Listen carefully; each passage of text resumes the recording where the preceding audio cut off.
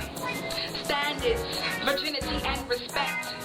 These values are recognized and owned by those women with finesse, yet these are not values advertised across magazine covers or consistently flashed across television screens. These are not the words plastered on billboards enticing little girls to dream.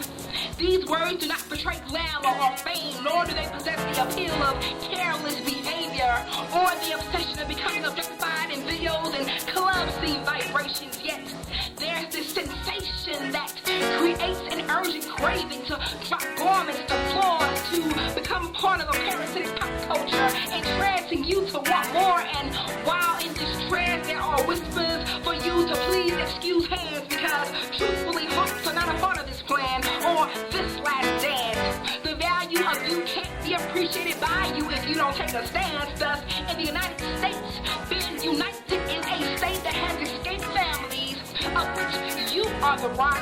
This should not come as a state of shock. This is not comedy, but a modern-day tragedy perpetuated by self-inflicted wounds of disparities. I say this with clarity. As unblemished roses, we do not fall over and wilt when facing maladies.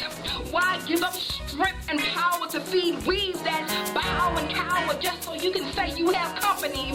So many subliminal issues could be prevented if we would just go back to making sure that our values are replenished. If we would just go back to the purpose for which we were intended, then you would never have to settle for anything less than commitment. It is so much better to be rejected than subjected to the perils that come with unprotected lust, world, and misguided trust. Yet, even with our inherent wisdom, I've heard some say their premarital perversions are not about him, and it's about them, and they just doing it for the pleasure. But last I heard, it only lasts for 60 seconds. 1 minute does not equal forever. Commitment and love, because outside of this justification, there would be so much confusion. My God, how dare Regina McCutcheon shatter your delusions? I've been there. That's why I can take words torn and fuse them. Not trying to judge you or lecture you, only bless and assure you. Make sure we do not confuse complacency with peace. Do not get in comfort zones of settlements and confuse them with joy inside of God's seeds. All roses have thorns with the potential to prick and bleed. Thus, you cannot thrive on just getting by with just what you can get.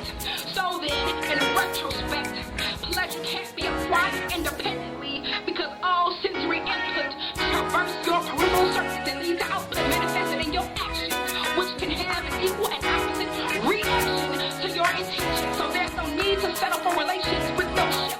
That's like a pill with no whip, like hands that can't zip, like a joke with no laugh, like a car with no gas, movies with no pants. Because believe me, the ultimate desire will persist.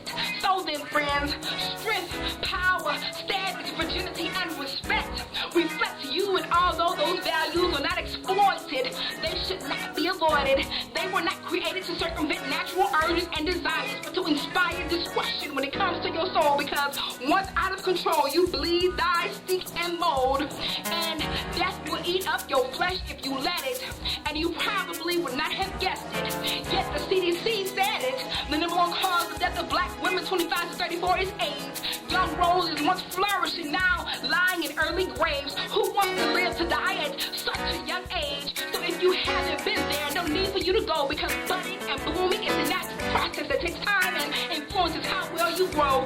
Values flourish the seeds that one day you will sow. That happens to coincide with where the oil flows. But if you still don't know your value, or maybe you really not sure, know that you are not the spoiled meat, and death is where vultures feed. Nor are you the ghetto where scattered roaches breed. You do not have to embody the broken heart from whence is a rose that need not drop garments and undress. You are a garnish delicately placed that does not have to build esteem from other human flesh.